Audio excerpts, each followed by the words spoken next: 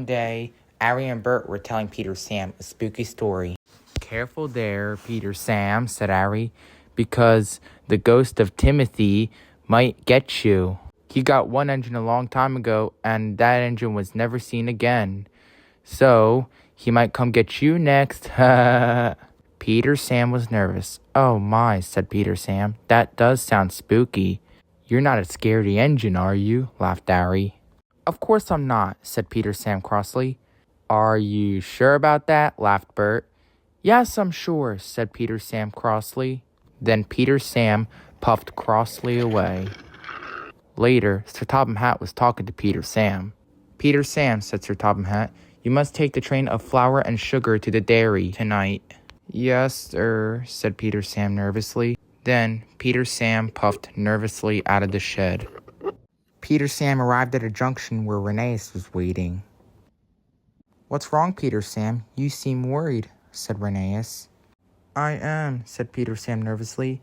"Ari and Bert told me about the ghost engine named Timothy, who got an engine a long time ago, and that engine was never seen again, and I'm worried he's gonna get me next, because they said he might get me next."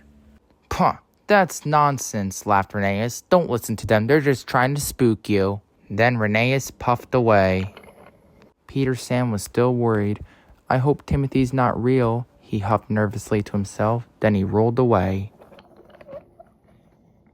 Peter Sam arrived at another junction where Duncan was waiting. Duncan felt sorry for Peter Sam.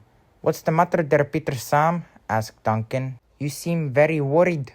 "Ari and Bert told me a story about the ghost engine named Timothy who got another engine, and that engine was never seen again, and they said that Timothy's gonna get me next, and then I'll never be seen again," said Peter Sam nervously. "Ah, don't listen to those two silly diesels," laughed Duncan. "I can play a trick on them. I promise you that they are the ones that's scared." Then Duncan puffed away. Peter Sam was still feeling worried. "I hope Ari and Bert are wrong, and I hope Duncan and Rheneas are right," he thought to himself. Then he puffed nervously away.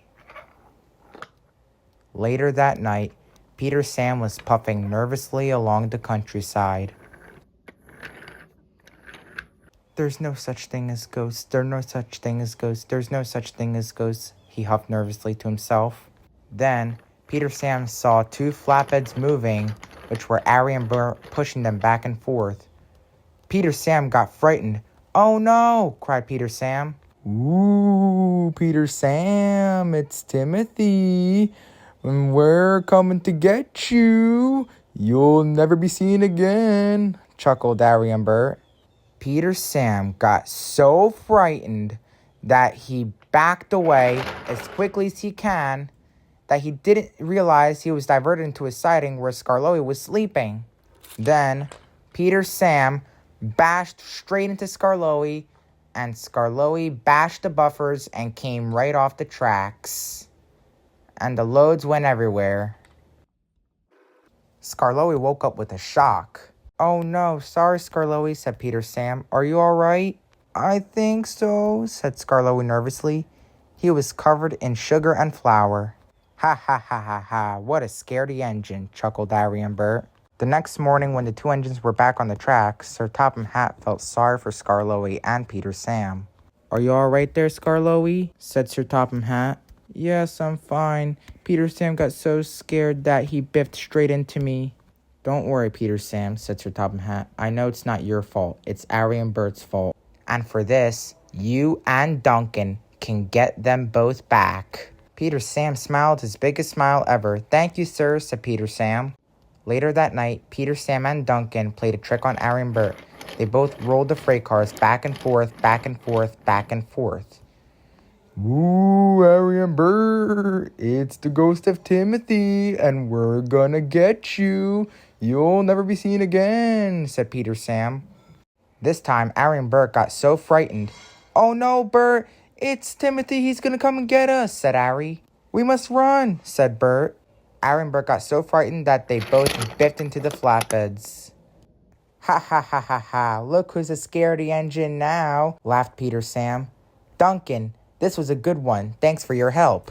"No problem, Peter Sam," said Duncan. "Yes, this was a good one. I would give you a high five, but I don't have hands. Well done, Peter, Sam, and Duncan, said Sir Topham Hatt. You guys got them pretty good. Thank you, sir, said Peter Sam. Yes, thank you, sir, said Duncan.